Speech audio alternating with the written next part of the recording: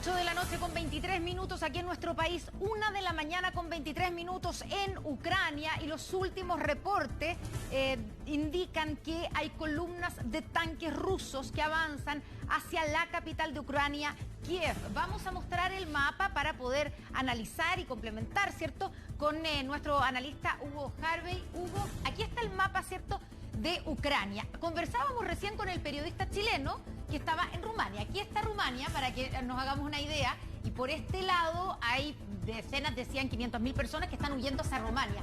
Otros están huyendo hacia Polonia. También aquí, por esta parte, por Odessa, hay un límite, otro límite, ¿cierto?, con Rumania. Entre medio está Moldovia. Pero aquí arriba es donde está la actividad de los rusos en este momento, una de las actividades principales, ¿cierto?, desde Bielorrusia, que es el principal aliado, probablemente el más leal con Rusia, ¿cierto?, y que le ha prestado todo su territorio y lo que quiera para el despliegue de sus tanques y su armamento, y por ahí están entrando hacia Kiev, que se encuentra en este lugar.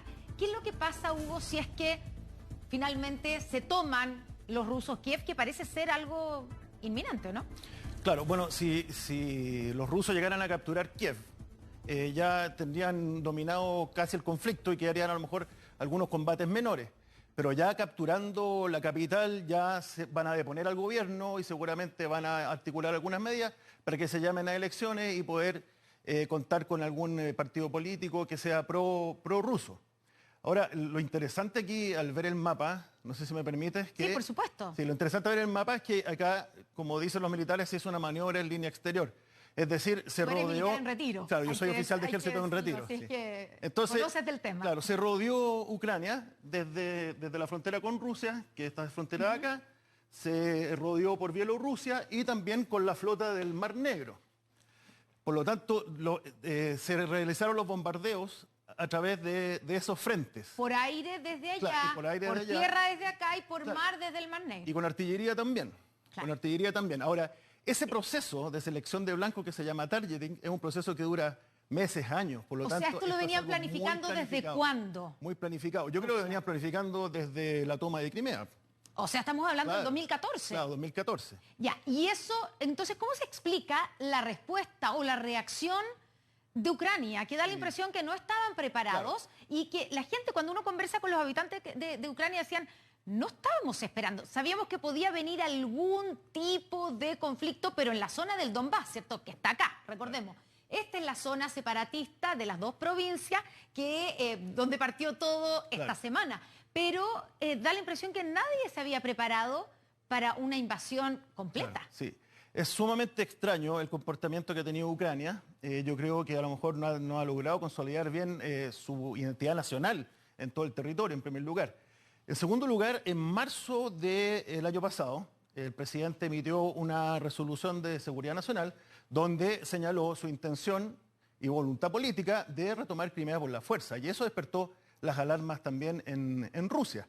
Ahora, después de Crimea, que no hicieron absolutamente nada, pero sí ofrecieron batalla en Lugansk y en Donetsk, se empezó un proceso de modernización del ejército, de instrucción del ejército con apoyo importante de la Unión Europea. Claro. Por lo tanto, es sumamente extraño que hoy casi no haya habido resistencia, salvo el derribamiento, digamos, de algunos aviones, de algunos helicópteros, pero no más que eso. Ahora, si uno analiza, y lo hemos estado contando durante el día, la capacidad militar de Rusia versus la de Ucrania, la verdad es que Ucrania no tiene nada que hacer. O sea, tendrían que ayudarlos con tropas. Claro, están viajando, ¿cierto? Se están desplegando tropas de Estados Unidos. La OTAN está atendiendo, enviando tropas, pero no para directamente enfrentar al interior de Ucrania. ¿Ucrania tiene algo que hacer con el poderío militar que tiene versus Rusia?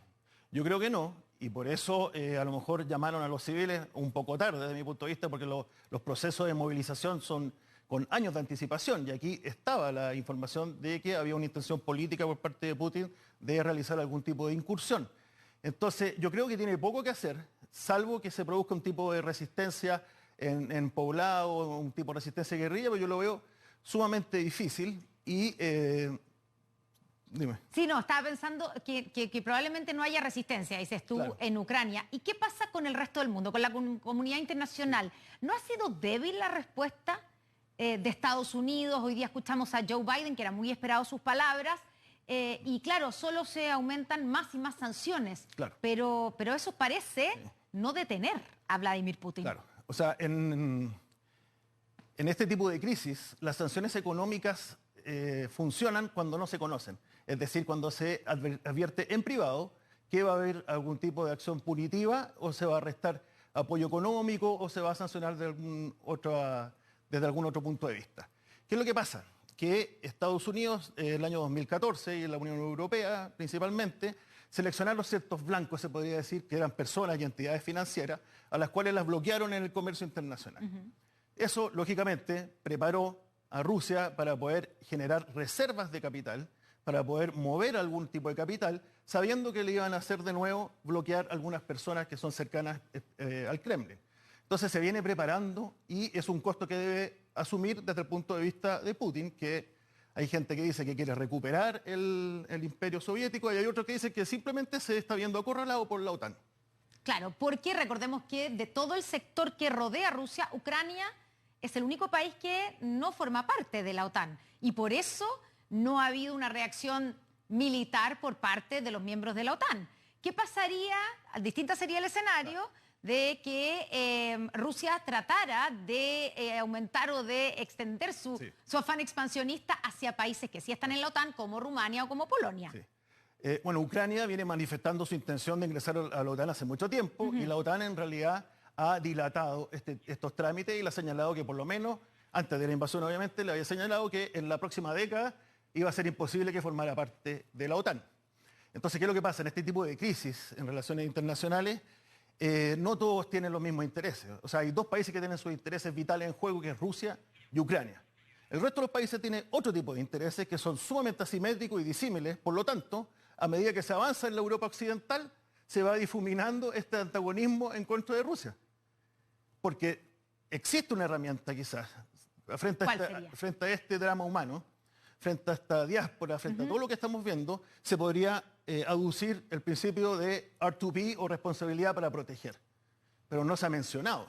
En otro caso sí, en Libia sí se mencionó, pero en este caso no se ha mencionado. Entonces eso demuestra que no existe ninguna voluntad de entrar a este conflicto. Primero, porque no es parte de la OTAN, pero tampoco con una finalidad de ayuda humanitaria. Escuchemos lo que ocurrió hoy día con las declaraciones. Primero, el presidente ruso, Vladimir Putin, justificando de alguna manera por qué estaba provocando este ataque cuando anuncia que finalmente van a producir este ataque por diferentes lados a Ucrania y la justificación que tiene. Y después lo que ha respondido durante el día el presidente de Estados Unidos. Escuchemos y después comentamos. Las repúblicas populares de Donbass se dirigieron a Rusia con una solicitud de ayuda. En este sentido, decidí llevar a cabo una operación militar especial. Su objetivo es proteger a las personas que han sido objeto de abusos, genocidio por parte del régimen de Kiev durante 8 años. Putin es el agresor. Putin nos muestra la guerra. Ahora él y su país tendrán que sufrir las consecuencias. Hoy estoy autorizando fuertes sanciones económicas y nuevas limitaciones en lo que podrá ser exportado a Rusia.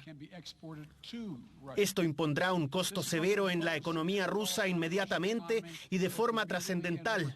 Hemos, a propósito, diseñado estas sanciones para maximizar un impacto de largo plazo y minimizar el impacto en Estados Unidos y nuestros aliados. Esas son las palabras de Joe Biden. ¿Qué podemos leer de esa respuesta que muchos han interpretado como una respuesta débil? Bueno, en cierta forma, Putin lo ve como débil. O sea, no habría hecho esto con dos líderes mundiales como era en su momento Donald Trump, a lo mejor del gusto de alguno y del disgusto de otro, pero tampoco con Merkel yo creo que habría tenido una actitud similar. De hecho, Donald Trump la semana pasada, o hace 10 días, ¿cierto?, en una entrevista en Estados Unidos dijo, cuando le preguntaron sobre este conflicto que se venía, dijo, a mí no me hubiera pasado. Claro. Y además de decir después que había sido genial la movida de Vladimir Putin de apoyar la declaración de independencia de las dos repúblicas separatistas del Donbass. Ahora escuchamos primero la justificación de Vladimir Putin, sumando la información del último balance que está ahí en nuestro GC, ¿cierto? En nuestro generador de caracteres.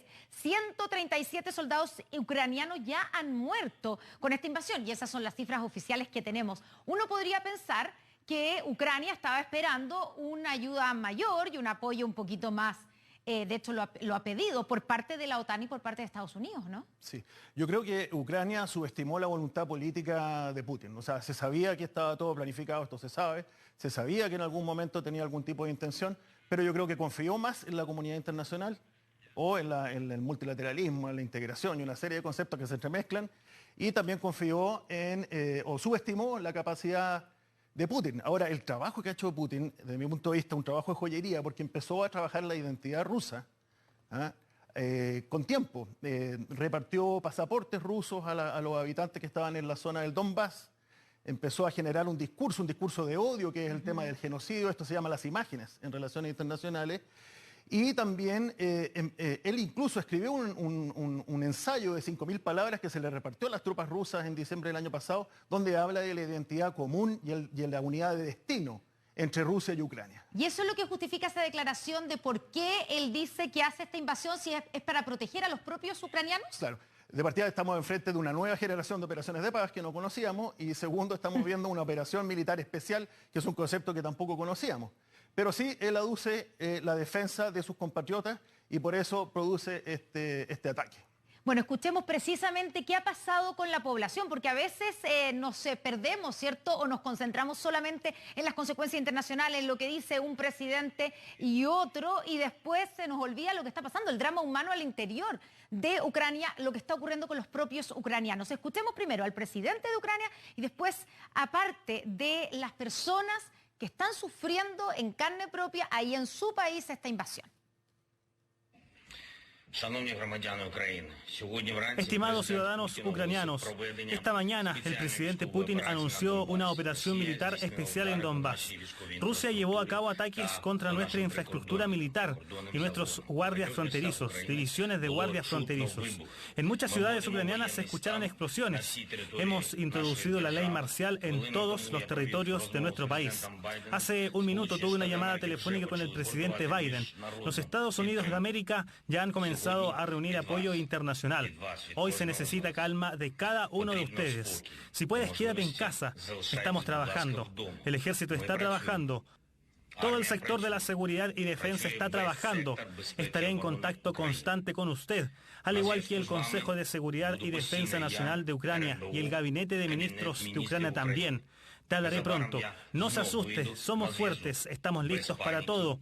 Ganaremos a cualquiera porque somos Ucrania. Gloria a Ucrania. No pudimos dormir. Se sentían bombas e incendios en todas partes. Logramos escapar y cruzar el paso, pero ahora solo queda rezar.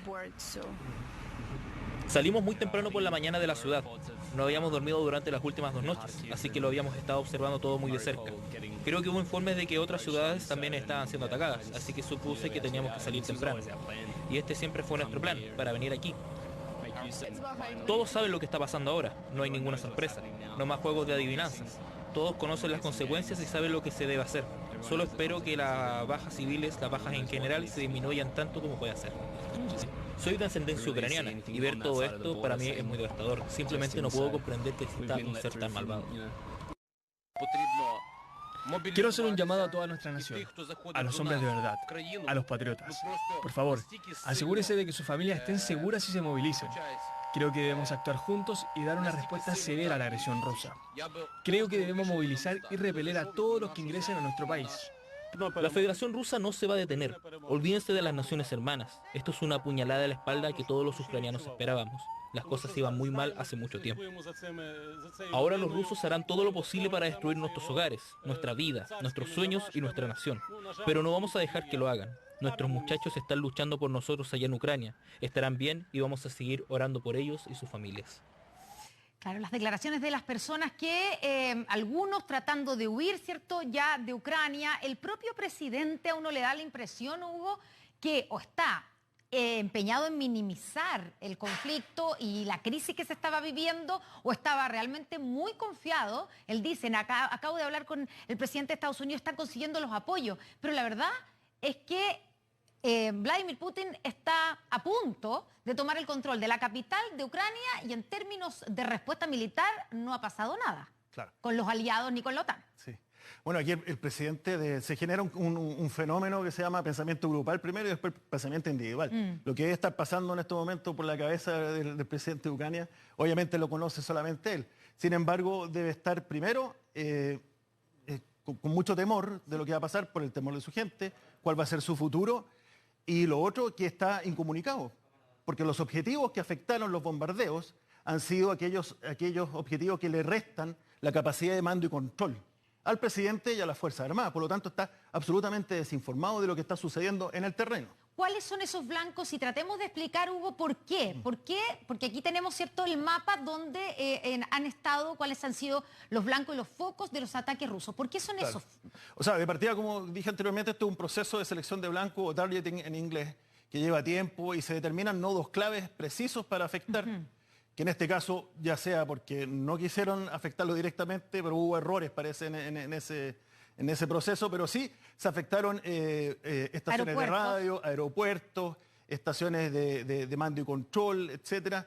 Por lo tanto, se está afectando la visión y la comunicación, en la comunicación de las tropas. Entonces, podemos ver cómo empezaron los bombardeos acá en todas las zonas que están en rojo, ¿no es cierto? Sí. Y que son localidades de importancia. ¿Y son además fronterizas? O sea, ¿hay también ahí alguna estrategia? Lo que yo veo es que estos se llaman fuegos que preparan, digamos, el terreno para avanzar. Entonces, lo que yo creo, primero, que no se está afectando a las dos zonas que quiere anexar. O sea, que es... Salvo un bombardeo, digamos, nos está afectando en general esto. El Donbass. El Donbass. Sí. ¿Ah? Entonces, seguramente se van a anexar esto, pero yo creo que las tropas van a avanzar hasta la línea del Dnieper con la finalidad de negociar después en una mejor posición. Que es el río. Que es el río y que llega hasta abajo. Y que llega hasta abajo. Y después le quedaría toda esta zona conectada, no por el puente ya, sino que vía terrestre con Crimea. Que es lo que sería el objetivo haber dos final. ideas en la cabeza de Putin, porque solamente él sabe lo que está haciendo, porque esto se planifica de forma paralela con 3, 4, 5 equipos de planificación. Por lo tanto, el equipo que está planificando generalmente no sabe si su operación se va a materializar. Entonces, en este caso, él sabe solamente lo que quiere. Entonces puede ser anexar esto, pero tomando Kiev, o seguir desgastando en la zona intermedia y avanzar hasta el Dnieper y estar en una mejor posición para negociar, o sencillamente anexarse del Dnieper hacia el este. Y ahí es donde uno se pregunta si es real esa idea que hay porque detrás de esto obviamente está la personalidad y quién es Vladimir Putin, y este afán expansionista que ha tenido y del cual tanto se habla. Claro. Incluso se dice que él no solamente quiere recuperar lo que fue la Unión Soviética, sino que el propio imperio ruso. Claro, aquí hay que tener ojo porque en realidad yo no creo que sea tan expansionista, sino que lo que quiere es recuperar la Unión Soviética en primer lugar. No hay que olvidar que él señaló, cuando estaba iniciando su mando, que el derrumbe de la Unión Soviética era la catástrofe geopolítica más terrible del siglo XX, y eso es lo que él quiere revertir. Pero a lo mejor no tanto por expansionismo, sino porque no está conforme con la arquitectura de seguridad que se conformó después de la Segunda Guerra y las expansiones de la OTAN hacia el este. Claro, y ahí está tal vez la clave en términos de la idea que tenga de recuperar influencia, ¿cierto? Su influencia en el concierto mundial, porque con la caída de la Unión Soviética, que había una especie de equilibrio de poderes con Occidente versus la OTAN queda sola. Claro. Esa es la mirada probablemente de Vladimir Putin. Claro. Aquí es interesante porque también Putin es sumamente consciente de sus capacidades. Él cambió el concepto de esfera de influencia. Declaró que él tenía, la Rusia tenía una esfera de intereses privilegiados. Por lo tanto, eso amplía mucho más en donde él intente avanzar. Porque él sabe que la influencia de partida es algo que no se percibe hasta que se pone en práctica y que es muy difícil de alcanzar.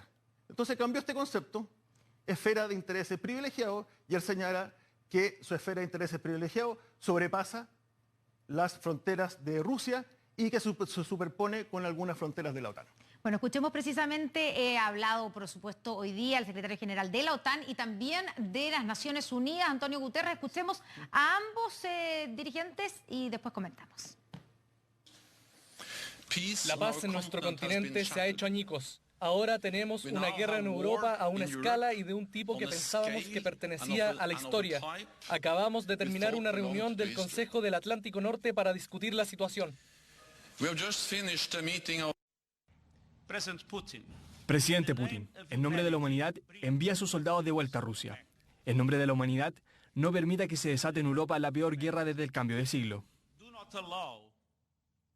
Esos son los casi ruegos, ¿cierto? Claro. Por parte de Antonio Guterres, también por parte del secretario general de la OTAN y evidentemente Vladimir Putin, oídos sordos. Claro. Aquí es importante ver el rol de los organismos internacionales, el principal es Naciones Unidas. Luego de la anexión de Crimea, en el año 2014, la Asamblea General, que no tiene ningún poder, emitió una resolución condenando la anexión de Crimea y no reconociendo el referéndum, que ganó por un 90%, la intención de los habitantes para anexarse a Rusia. No tuvo ningún efecto. El problema en Naciones Unidas es el Consejo de Seguridad y lo que está haciendo Guterres es lo máximo que puede hacer. Y en este caso, el secretario general de la OTAN tampoco puede hacer mucho más, porque como te vengo diciendo, todos los países de la OTAN finalmente van a estar interesados en sus propios intereses más que los del bien común. Y no en involucrarse además con sus propias tropas en un conflicto armado. ¿Esto demuestra de alguna manera el debilitamiento del multilateralismo y de organismos como la OTAN y Naciones Unidas? Claro, o sea, han venido una serie de señales en que el multilateralismo se ha visto sumamente afectado.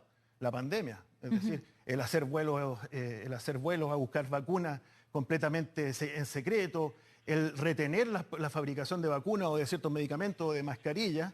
Ahí nos vamos dando cuenta que en realidad el multilateralismo se vio sumamente tensionado. Y en este caso también lo estamos viendo en que en realidad cada uno de los actores está bregando por su propio interés.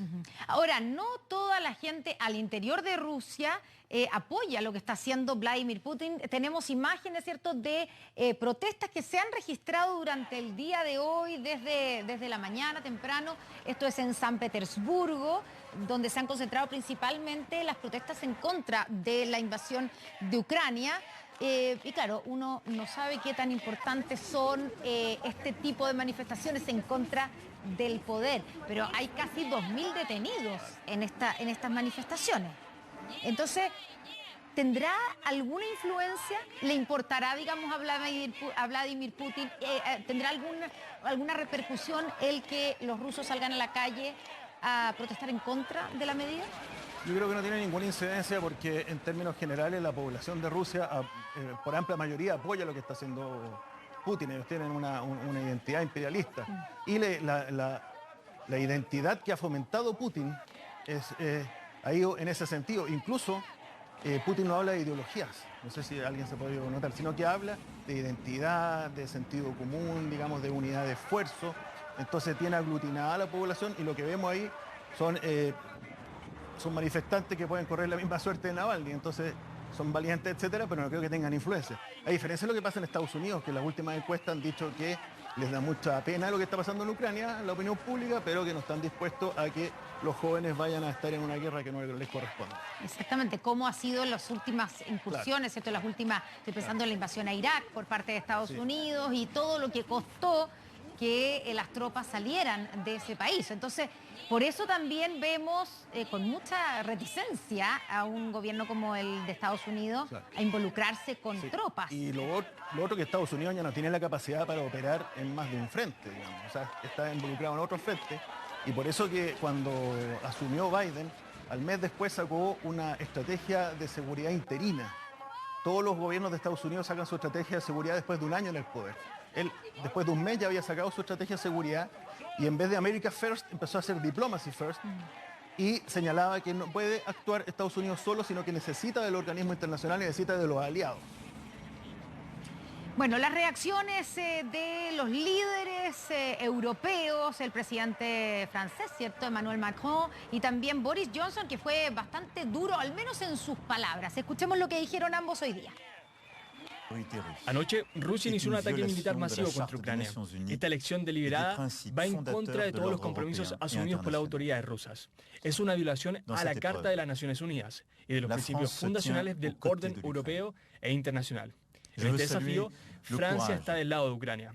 Quiero elogiar el coraje y la determinación del presidente, las autoridades y el pueblo de Ucrania. Su libertad también es la nuestra.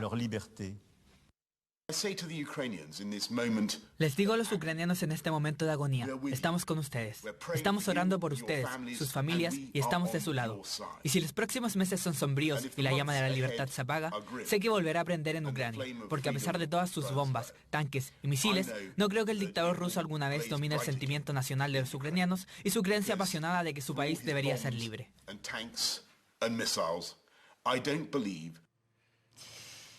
Bueno, ¿qué tranquilidad podrán tener los ucranianos después de escuchar las palabras de Macron diciendo que están de su lado o de Boris Johnson diciendo que están orando por ellos?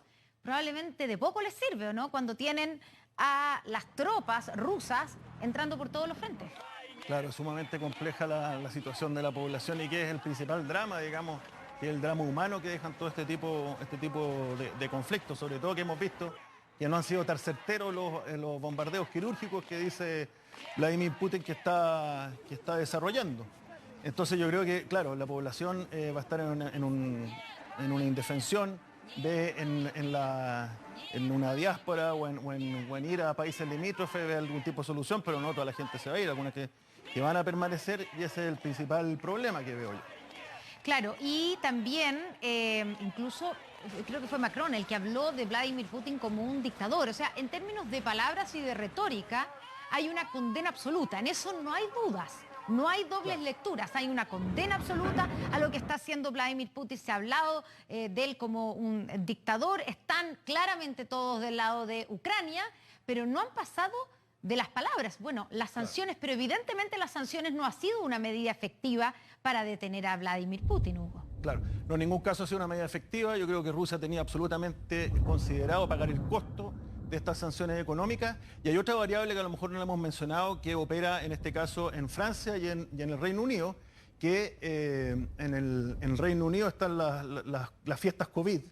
Entonces, en este caso, yo creo que también Johnson aprovechó la oportunidad para opacar un poco todas las críticas en el ámbito interno, y no hay que olvidar que Macron se presenta a su reelección este año. Entonces también hay una variable importante.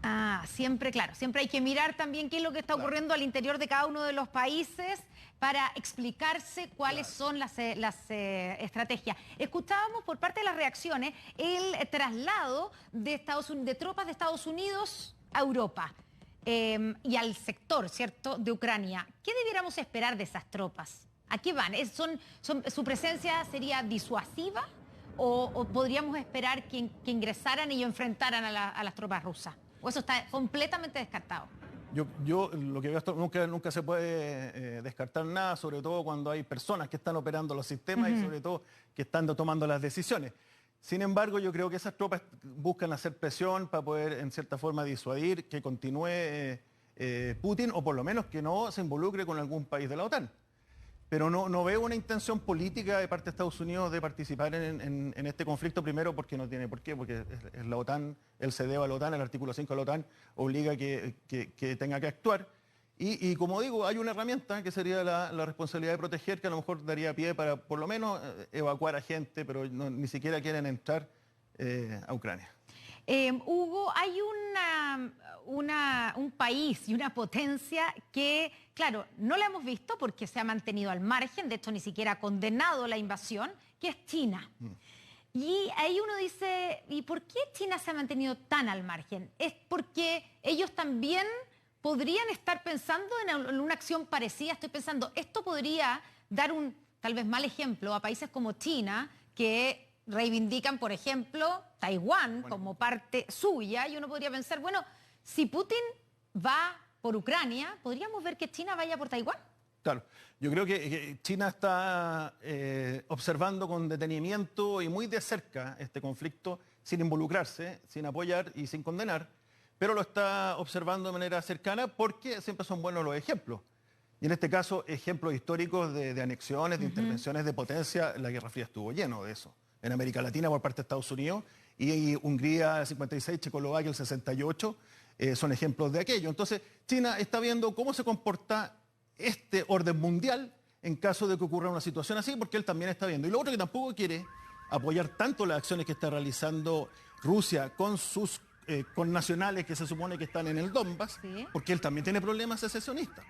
Claro. China también tiene lo suyo. También tiene sus propios separatistas. Claro, entonces si reconoce que la nación es lo que debe aglutinar, a lo mejor debería empezar a desprenderse de algunas zonas como el Tíbet, por ejemplo. Exactamente, por eso lo vemos tan callado, porque llama la atención. Bueno, han dicho que ellos no se van a involucrar en los asuntos internos de los países. Y por lo tanto, no hay ni condena, pero tampoco ha habido apoyo. Claro. Esa es la... Sí. Y también uno podría interpretar que muchas veces China ha actuado como aliado de Rusia, ¿no? Frente a Occidente.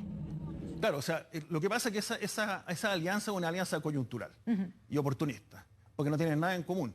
De hecho, hay presiones demográficas chinas que intentan tomar territorio despoblado en Rusia, que no tiene el peso demográfico para poder abarcar todo su territorio. Entonces, es absolutamente coyuntural y lo único que los une es su animadversión hacia Occidente. Bueno, pero a veces el enemigo en común es lo que une incluso a personas, pero en este caso a países completamente distintos. Claro, efectivamente. Pero yo creo que Rusia va a poder hacer lo que tiene pensado de manera independiente, con el apoyo político, lógicamente, de China.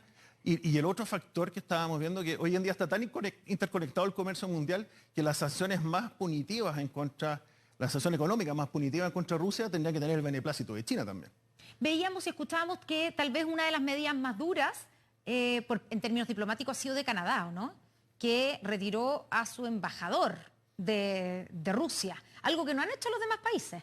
Claro, no, el resto de los países no lo ha hecho, pero dejan algunas delegaciones muy mínimas, pero la señal política es el retiro del embajador, definitivamente. ¿Y eso es lo más duro? ¿Podríamos ver tal vez, qué pasa por qué no hay países cortando relaciones con Rusia? Claro, la verdad es que todavía no se tiene el resultado final. O sea, Rusia tiene planificado esto, primero declaró la independencia de estas dos repúblicas independientes del este de Ucrania. Posteriormente ha hecho, según Rusia, ataques quirúrgicos y en realidad no ha contravenido tanto el derecho internacional desde su punto de vista. Aquí podemos ver que hay dos derechos internacionales, uno para los países pequeños y medianos y otro para las potencias que no lo respetan de la misma forma. Estamos viendo ya, ¿cierto? Estamos durante la noche, plena noche en Ucrania. Sabemos que la última información que se tiene es que hay columnas de tanques rusos que avanzan desde Bielorrusia hacia Kiev, hacia la capital de ese país. Y a juzgar, te quiero preguntar, Hugo, si uno puede saber o predecir si esto, a jugar a lo rápido, la rapidez con que Rusia ha avanzado en Ucrania y llegando en cualquier momento a Kiev, y claramente la nula respuesta o la poca eficaz de la respuesta de Ucrania en términos militares, ¿esto podría ser un conflicto corto? Sí, o sea, esperemos que sea un conflicto corto y con no tanto derramamiento de sangre. Yo creo que sí, que efectivamente el hecho de generar una parálisis estratégica tiene esa finalidad, de después solamente avanzar con los tanques para ir consolidando los territorios conquistados. Entonces yo desde ese punto de vista podría pensar, y aparte que Ucrania no ha ofrecido resistencia, por lo tanto, a lo mejor, porque nada se puede dar por sentado, estaríamos en la presencia de un conflicto corto y lo que hace Rusia nada más que es demostrar que son los creadores del arte operacional. Exactamente. Y la última pregunta, ya estamos, digamos, a pocos minutos, ¿cierto?, de que comience el noticiario central, Hugo, pero quiero preguntarte, ¿por qué es tan importante esta zona? ¿Por qué es tan estratégica Ucrania para el resto del mundo y para Rusia? Claro. Bueno, porque es una zona bisagra entre Occidente y la zona de Rusia y China, digamos, y siempre ha tenido una importancia sumamente una gran importancia debido a que tiene acceso al Mar Negro, que es uno de los mares calientes, digamos, y lo otro que en términos simbólicos también representa mucho para Ucrania. Pero a lo mejor, y como ha quedado demostrado, para Occidente no es tan estratégico, si no habrían tenido otro tipo de acción. Ahora, sí, en términos del abastecimiento del gas, y del gas sobre todo, ¿cierto? Y del petróleo, sí es importante para Occidente. Sí. O sea, ahí por algo vimos que una de las sanciones, en el caso de Alemania. Alemania demoró tanto precisamente porque estaba considerando las inversiones que se habían hecho por el Nord Stream 2. La construcción del gasoducto que están y que, digamos, va desde Ucrania hacia Alemania. Sí. Y esto lo tenía pensado Rusia hace mucho tiempo, desde la crisis en Kosovo, que se tuvo en consideración la dependencia energética que se tenía desde Rusia. Bueno, y claro, a veces en Chile nosotros nos preguntamos, estamos tan lejos, ¿por qué a nosotros nos puede importar lo que esté pasando, más allá de que hay chilenos, ¿cierto? Sabemos que hay al menos 53 chilenos que están viviendo en Ucrania y que están en diferentes partes de ese país, que hoy día está afectado por una invasión por parte de Rusia, pero son conflictos que además traen consecuencias especialmente económicas, y es evidente que las vamos a sentir en algún minuto, como desde el alza de la benzina, de los combustibles, hasta el alza tal vez de todo lo que, digamos, lo que tenga insumo de combustible. Claro, en este caso, claro, los primeros efectos van a ser de tipo práctico, económicos, porque van a encarecer todos los bienes de consumo, porque se va a empezar a encarecer el petróleo, pero también hay una serie de otras experiencias, que es cómo debe comportarse un país como Chile en su política exterior frente a eventos de este tipo que van a suceder. Hugo Harvey, doctor en estudios internacionales, ¿cierto? Acá, oficial en retiro del Ejército de Chile, analista internacional de la Academia Nacional de Estudios Políticos y Estratégicos y también analista internacional de la Universidad de las Américas. Muchas gracias por acompañarnos aquí en Noticias 24. Muchas gracias, un gusto. Buenas noches. Y nosotros continuamos con esta transmisión ininterrumpida de la invasión, del ataque ruso a Ucrania. Los próximos segundos comienza 24 horas central.